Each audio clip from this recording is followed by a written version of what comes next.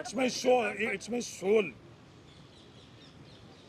demand that OBC reservation should be vertically regarding ex-servicemen, army men, as the women reservation.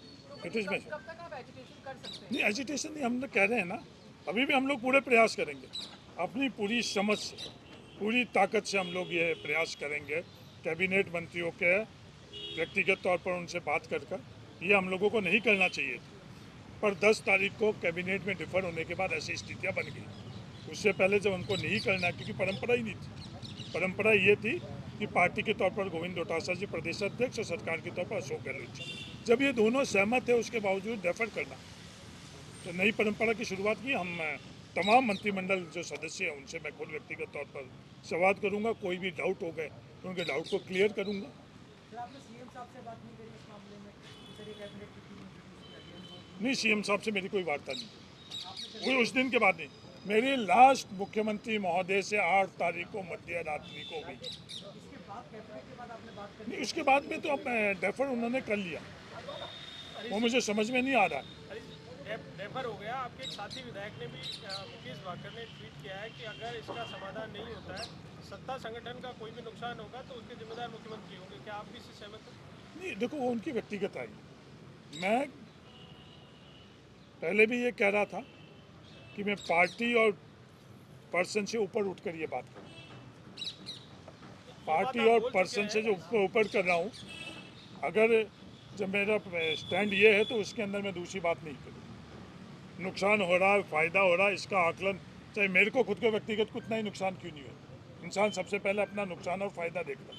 मेरे को खुद को कितना ही नुकसान क्यों नहीं हुई, पर ये मुद्दा सही है और इसको कंक्लूसिव एंड तक मैं लेकर जाऊँ, चाहे मेरे को व्यक्तिगत नुकसान कुछ भी नहीं। ऐसा तो नहीं है कि 2023 का जो विधानसभा चुनाव है उसमें आप जो मुद्दा उठा रहे हैं उससे नुकसान हो, तभी कैबिनेट ने डेफर किया हो? नहीं, इस मुद्दे में किसी के पक्ष का नुकसान हो ही नहीं रहा है, तो किसको फायदा है? 2023 चुनाव में हाँ, किसी को आपके पास होने फायदा होगा, नुकसान होगा? नहीं, किसको?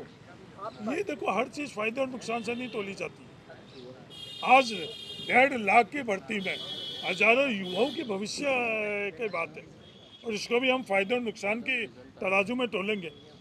मैं उनको भी आगाह करना चाहता हूँ जो 24 घंटे पॉलिटिकल सोच रखते हैं और 24 घंटे राजनीति के अंदर लगते हैं, कि कभी कुछ सन थम कर और राजनीति के परे भी आप सोचो। हर समय राजनीति नहीं की जाती, हर समय संयंत्र नहीं किए जाते हैं, हर समय फायदे और नुकसान नहीं का आकलन किया जाता। एक मानवता की और जो एक भारत की सोच है, इंक्लूसिवनेस, उसको लेकर भी चलना चाहिए। एक सवाल और उठ रहा है,